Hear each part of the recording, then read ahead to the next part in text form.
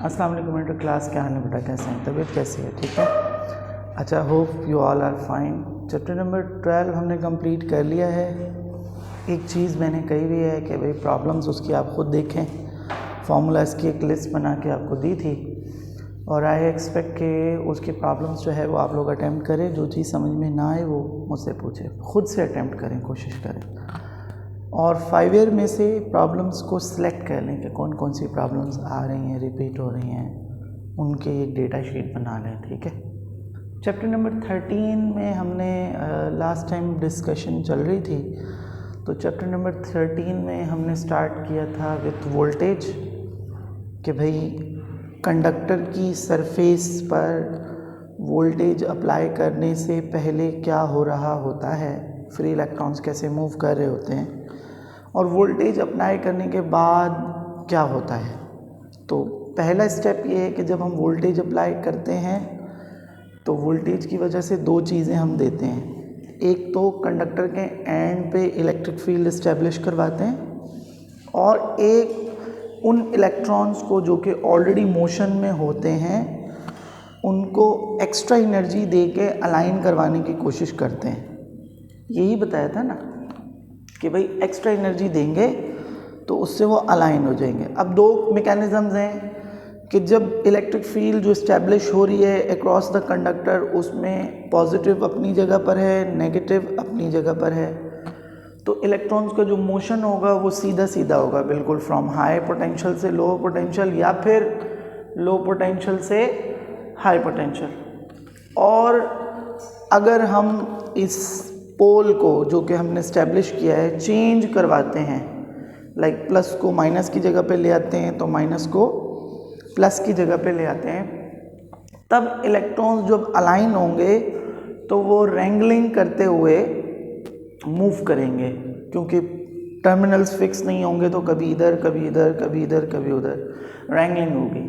ऐसे वोल्टेज को हम अल्टरनेटिंग वोल्टेज भी कहते हैं और उससे जो पहले वाला था जिसमें टर्मिनल्स फिक्स थे उसको हम डायरेक्ट वोल्टेज कहते हैं, डीसी वोल्टेज कहते हैं। फिर मैंने ये समझाया था कि भाई इलेक्ट्रिक फील्ड जब स्टेबल होती है तो ये इलेक्ट्रॉन्स जो कि रैंडमली मूव कर रहे होते हैं, जैसे अलाइन होने की कोशिश करते हैं तो इलेक्ट्रिक फील्ड के अंदर डिस्टॉर्शन आती है, एक डिस्टर्बेंस आती है।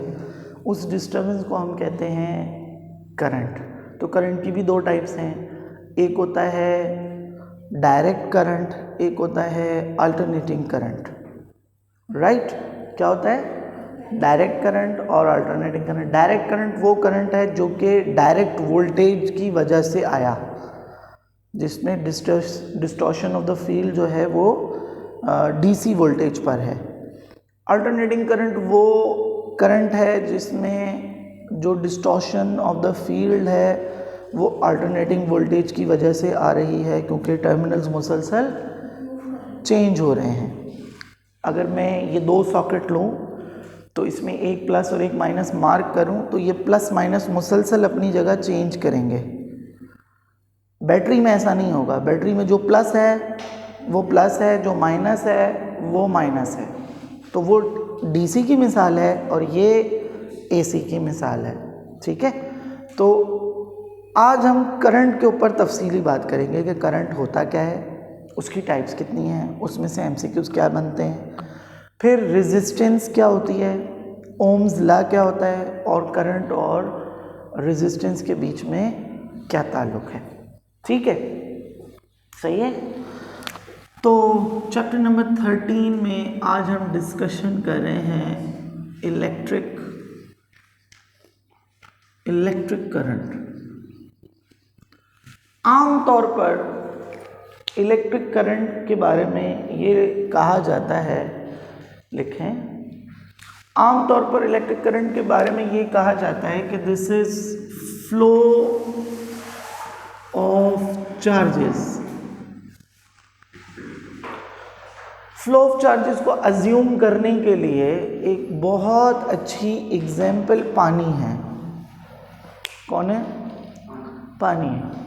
पानी पाइप में से निकलता है, आप देखते हैं तो पानी एक फ्लो में चल रहा होता है। ऐसे ही होता है ना, टैप में से पानी जब आता है तो एक फ्लो में होता है। हर पार्टिकल अपनी जगह एक यूनिफॉर्म वेलोसिटी के साथ मूव कर रहा होता है, ऐसा ही है ना, हर पार्टिकल पानी के अंदर एक यूनिफॉर्म वेलोसिटी के साथ मूव कर रहा होता है। The same can be applied when the voltage is applied to the surface of the conductor। तो जो इलेक्ट्रॉन्स हैं, स्पेशली फ्री इलेक्ट्रॉन्स, क्योंकि कंडक्टर कौन होगा जिसके पास ज़्यादा फ्री इलेक्ट्रॉन्स होंगे, मैं पहले ही समझा चुका हूँ band theory of solids. Conductor वो होगा जिसके पास फ्री इलेक्ट्रॉन्स ज़्यादा होंगे। उसकी सबसे ख़ास बात यह है कि वो एनर्जी को एक एंड से दूसरे एंड तक जाने देगा, ट्रांसफ़र करवाएगा। अच्छा, तो जो फ्री इलेक्ट्रॉन्स हैं उनका जो मोशन होता है वो हो जाता है smooth after applying the voltage. And before applying the voltage ये क्या होता है, कंडक्टर की सरफेस पे ये जो फ्री इलेक्ट्रॉन्स हैं ये अपनी मर्जी से कोई कहाँ जा रहा है, कोई कहाँ जा रहा है, कोई कहाँ जा रहा है, नोबडी नोस।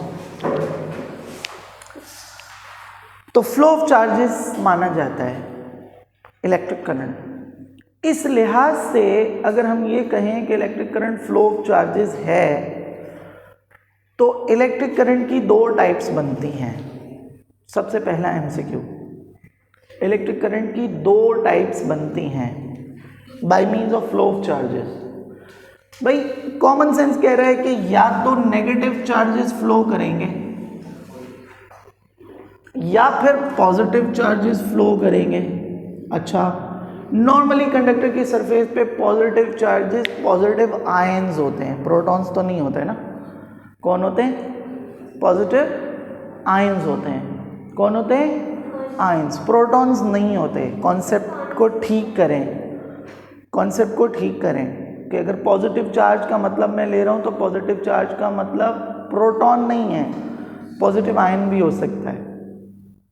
ठीक है, तो अगर नेगेटिव चार्जेस फ्लो करते हैं, नेगेटिव चार्जेस फ्लो करते हैं, अच्छा, तो नेगेटिव चार्जेस जब फ्लो करेंगे तो ऐसे करंट को हम कहते हैं इलेक्ट्रिक करंट।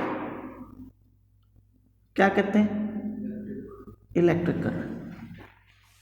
और अगर पॉजिटिव चार्जेस मूव करते हैं, एनायंस मूव करते हैं, तो ऐसे चार्जेस को हम कहते हैं, ऐसे करंट को हम कहते हैं कन्वेंशनल करंट।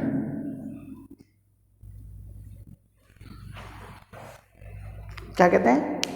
तो एमसीक्यू आएगा कि भाई which of the following is a conventional current. ठीक है, करंट की बहुत सारी टाइप्स हैं, करंट की बहुत सारी टाइप्स हैं। एक होता है इलेक्ट्रिक करंट, एक होता है कन्वेंशनल करंट, एक होता है अल्टरनेटिंग करंट,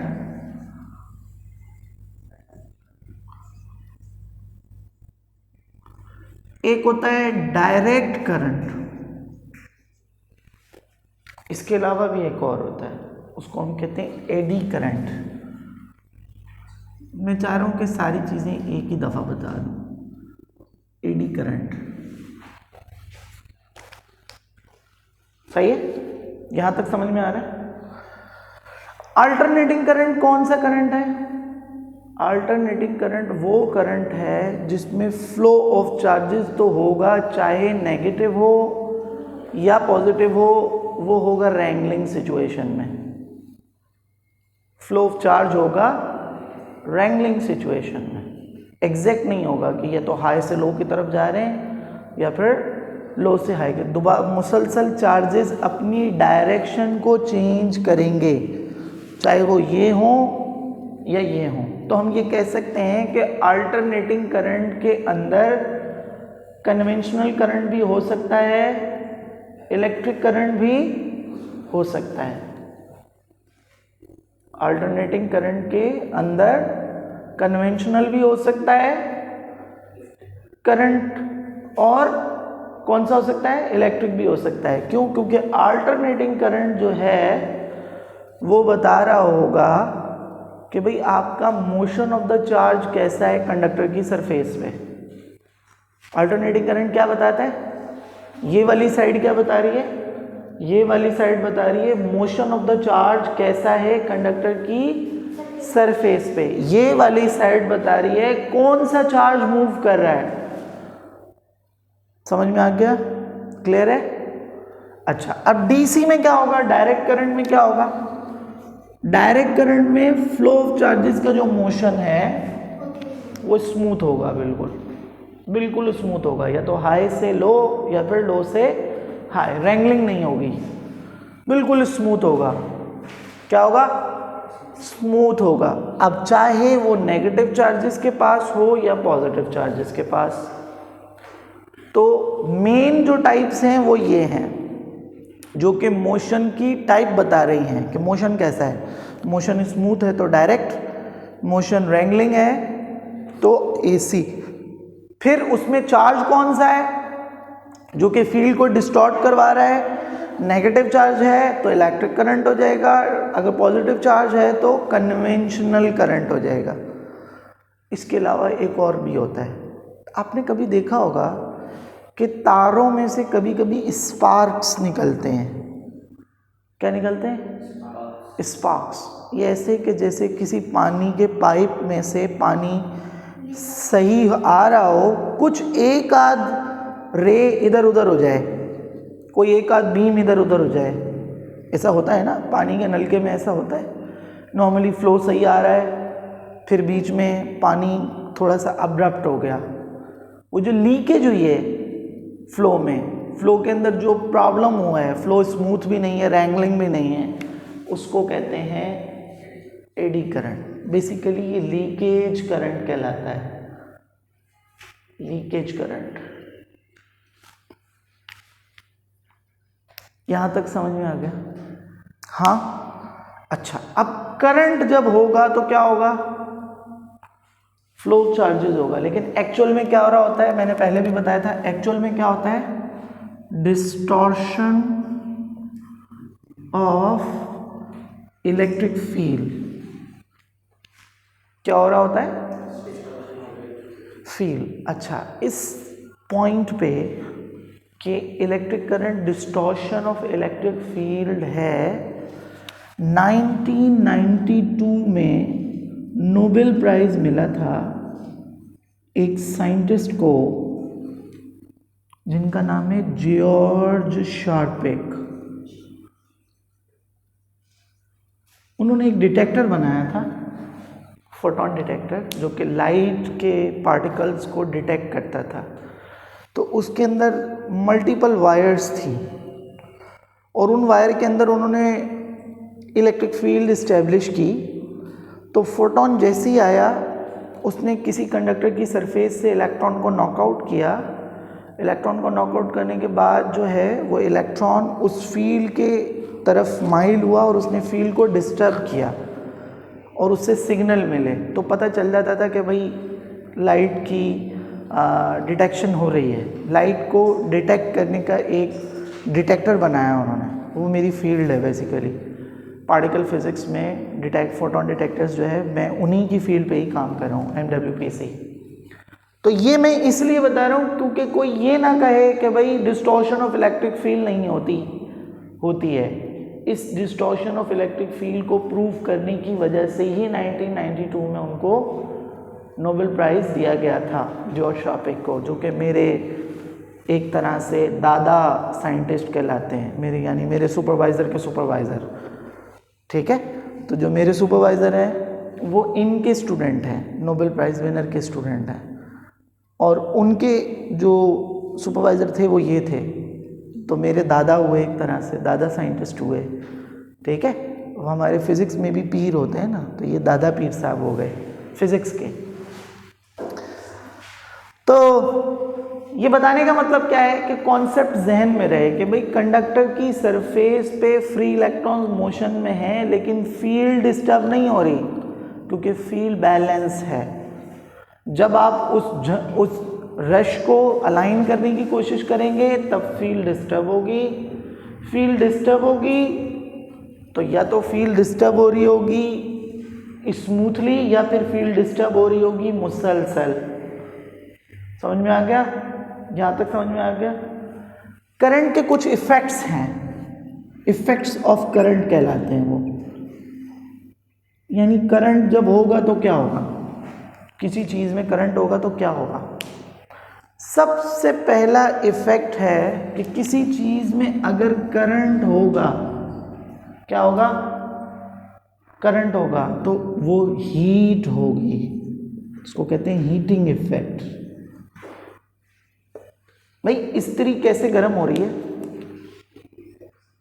कैसे गर्म हो रही है, ऑब्वियसली उसके अंदर फिलामेंट है, उसके अंदर से करंट पास होता है, जैसे करंट पास होता है हीट जनरेट होती है। कोई भी वायर उठाए गर्म होगी, क्यों गर्म होगी, उसमें से करंट। अच्छा ये सारा काम कहाँ हो रहा है, सरफेस पे, वोल्टेज भी सरफेस पे, फील्ड भी सरफेस पे, डिस्टॉर्शन भी सरफेस पे, सब काम सरफेस पर हो रहा है, करंट भी सरफेस पर ही होगा।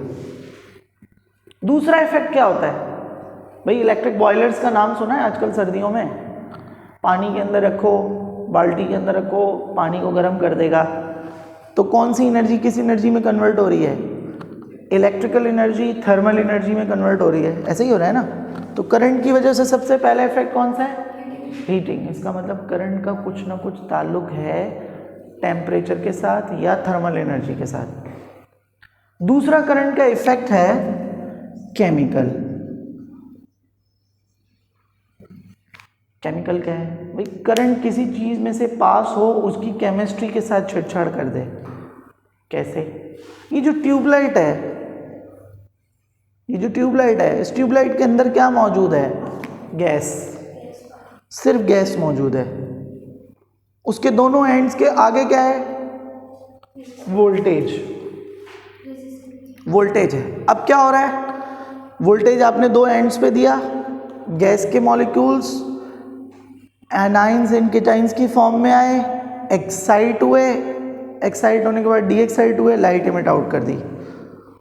तो ये इसका केमिकल इफेक्ट है, केमिकल बॉन्डिंग। आप देखते हैं ना बैटरी में, बैटरी में क्या होता है, केमिकल एनर्जी कन्वर्ट होती है इलेक्ट्रिकल एनर्जी में।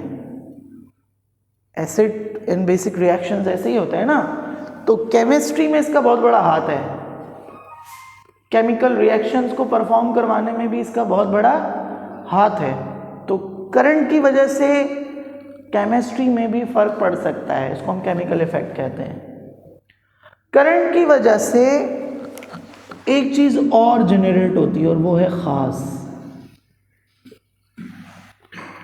मैग्नेटिक। जितनी भी दुनिया में मैग्नेटिक फील्ड है उसकी बेसिक वजह करंट और वोल्टेज है। आगे जाके पढ़ेंगे वोल्टेज है, लेकिन करंट की वजह से मैग्नेटिक फील्ड भी बनती है। ये जो अर्थ है, कभी सोचो कि भाई अर्थ का नॉर्थ पोल क्यों है, अर्थ का साउथ पोल क्यों है, अर्थ के पास मैग्नेटिक फील्ड कहाँ से आ रही है। कोई तो वजह होगी ना कि अर्थ के पास मैग्नेटिक फील्ड आ रही है। अर्थ के पास करंट कहीं ना कहीं तो जनरेट हो रहा होगा ना। कहाँ, कोर में, लावा में। जो लावा है उसके अंदर आयंस हैं, वो आयंस बहुत हाई स्पीड में मूव करते हैं लावा फ्लो के अंदर। तो उस फ्लो की वजह से अर्थ की मैग्नेटिक फील्ड बनती है। अगर वो लावा चलना रुक जाए, जो कंटिन्यूसली मोशन में है, सर्कुलेशन में है, तो अर्थ की मैग्नेटिक फील्ड कभी भी नहीं बनेगी, कभी भी नहीं बनेगी। इसी तरह वायर्स के आगे लिखा होता है भाई करीब मत जाएं, वायर के साथ चिपक जाएंगे आप। ऐसा होता है ना, कभी कभी हम कहते हैं इसको बंदे को चिपकाना हो तो करंट लगा दो, तार के साथ करंट लगा दो, इसको चिपक जाएगा। ये चिपकने का जो मसला है, मैग्नेटिक इफेक्ट्स, वो भी करंट में मौजूद है। फ्रांस में और यूरोप में एक ट्रेन है जिसका नाम है बुलेट ट्रेन। बुलेट ट्रेन, उसकी स्पीड जाती है 576 किलोमीटर्स पर आवर पे, यानी साउंड की स्पीड का ऑलमोस्ट डबल।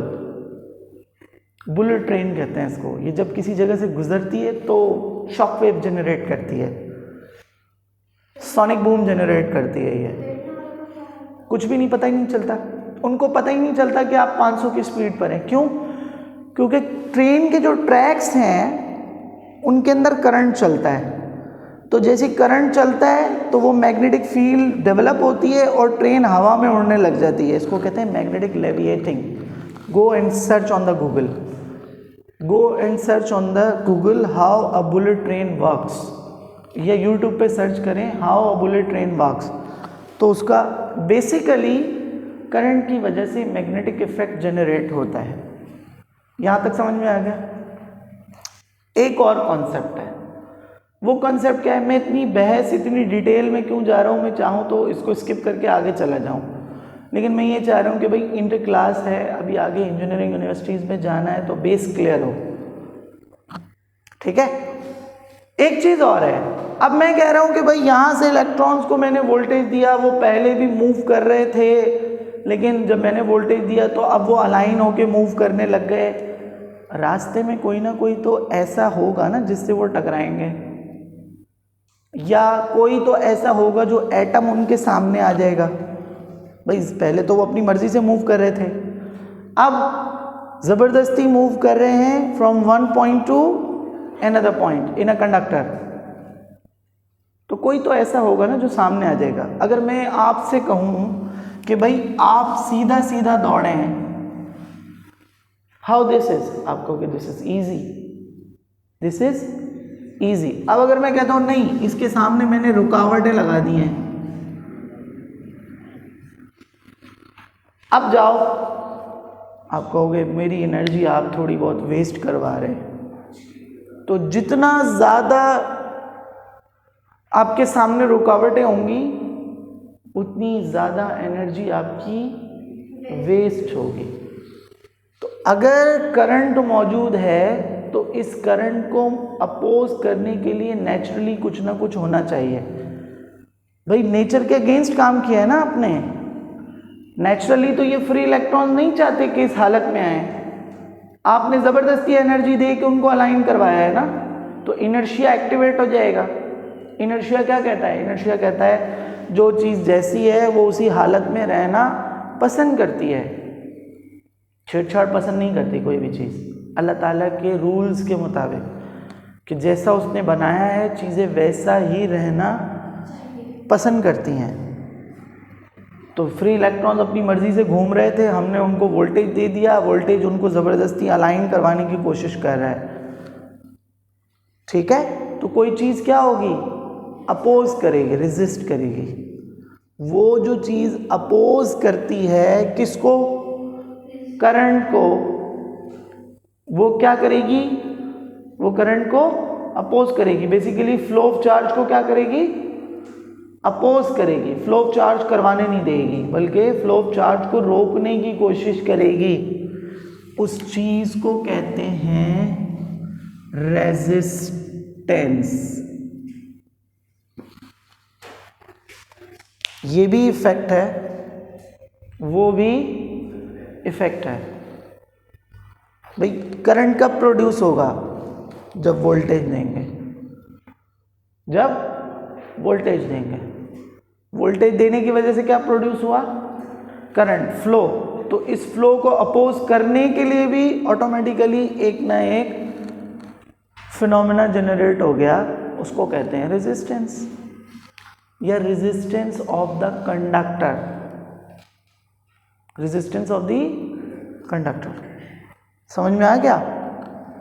तो जो ये काम करवाएगा, यानी करंट को रोकेगा या फ्लो ऑफ चार्ज को डिस्टर्ब करेगा, वो क्या बन जाएगा? वो बन जाएगा रेजिस्टर डिवाइस, जो कि करंट को अपोज करेगी। क्यों ज़रूरत पड़ रही है?